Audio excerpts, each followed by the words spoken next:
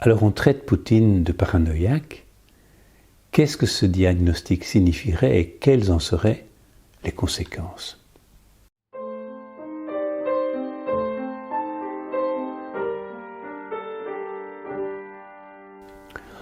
En fait, nous ne faisons jamais de diagnostic à distance concernant une personne que nous n'avons pas pu rencontrer. Et comme vous l'imaginez, je n'ai pas rencontré M. Poutine. Mais on va quand même essayer d'avancer un tout petit peu plus loin. Il faut savoir qu'il y a un continuum entre le normal et le pathologique. On n'est pas soit l'un, soit l'autre. On est tous un peu troublés, et parfois plus, et parfois très fort. Alors si on prend la paranoïa, un de ses traits majeurs, c'est la méfiance. Et on a tous de bonnes raisons de nous méfier un peu. C'est pour ça que dans une grande ville contemporaine, on ne va pas laisser son portefeuille sans surveillance, car oui, il y a des voleurs. D'autres se méfient nettement plus et vont trouver à exercer leur méfiance dans des métiers qui exigent ce trait de caractère ou ce talent. Agent secret, contrôleur fiscal, juge, inspecteur de police, etc. D'autres vont se lancer dans des passions comme le font les complotistes. Mais parfois ça prend des proportions fanatiques, délirantes, totalement hors réalité. Et s'il n'arrive pas à convaincre son entourage, le paranoïaque sera parfois amené à s'isoler, car son ego est surdimensionné. Il va se draper dans son orgueil et dire « j'ai la vérité, j'ai découvert ceci ou cela, mais personne ne veut me croire. » Parce que le paranoïaque, il n'a aucun doute de son interprétation du monde. Et il va engranger toute nouvelle information dans le sens de cette vision. S'il est persuadé que ses voisins lui veulent du mal, on va l'entendre dire « à 22h05, ils ont claqué la porte, et ils savent que je vais me coucher tous les soirs à 22h. » Vous voyez, il est venu se garer devant chez moi, il veut me provoquer. Etc., etc. Le moindre signe est interprété dans le sens du délire. Et comme le paranoïaque ne doute aucunement de lui, et peut parfois être très intelligent, il va passer un temps fou à rassembler des éléments ou un dossier qui va avoir une cohérence interne et viendra conforter sa vision du monde. Avec toutes ces preuves, vous voyez bien que j'ai raison.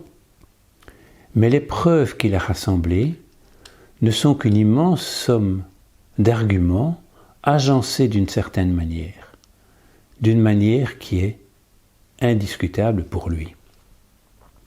Car aucun argument ne va faire changer d'avis un paranoïaque. C'est peine perdue que d'essayer de le raisonner, que d'essayer d'être rationnel. Si vous me dites que la Terre n'est pas plate, c'est que vous faites partie du complot. Idem si vous voulez me faire croire que ce n'est pas la franc-maçonnerie ou les pédophiles qui dirigent le monde.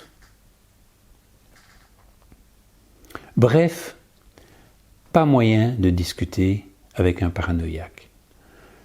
Le plus confortable, c'est de l'éviter, et j'irai même jusqu'à dire le fuir si vous êtes pris pour le mauvais objet, pris pour cible.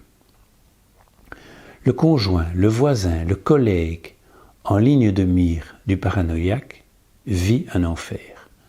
D'où l'idée de fuir plutôt que d'essayer d'argumenter.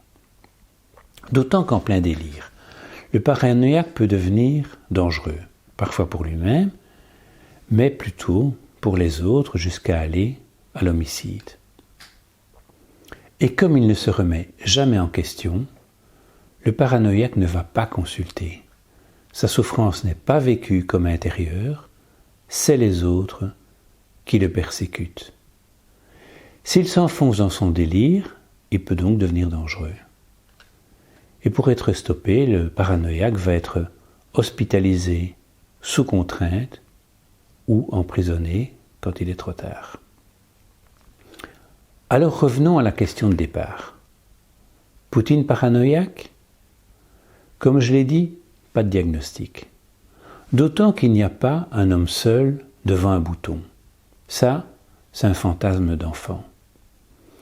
Depuis le gradé qui donne l'ordre de lancer un missile, jusqu'au soldat qui tire sur un civil désarmé, nous sommes face à de nombreuses responsabilités individuelles qui devront rendre des comptes un jour. Donc plutôt que de voir un paranoïaque, ce serait beaucoup plus juste de parler d'un système paranoïde. Et tout système implique un minimum d'hétérogénéité, donc d'interstices. Ou pour donner une image, on pourrait parler d'une vaste machine aux nombreux rouages dans lesquels peuvent donc se glisser une multitude de grains de sable. Et ces grains de sable, bien sûr c'est la résistance ukrainienne ou les sanctions, mais c'est aussi la foule d'initiatives personnelles, ceux qui démissionnent ou désertent ou protestent. Nous avons tous vu le courage extraordinaire de Marina Ovsyannikova, qui interrompt le journal télévisé. Mais il y a d'autres citoyens, comme cette femme, qui se fait arrêter parce qu'elle présente une simple page blanche. Dernier exemple, Squat 303, un groupe d'anonymous polonais qui a créé un système permettant à n'importe qui dans le monde d'envoyer un mail, un texto, un WhatsApp à un Russe tiré au hasard, ou même de lui téléphoner, de rentrer réellement en contact avec lui. Des messages que nous pouvons donc personnaliser. Je vous laisse leur adresse.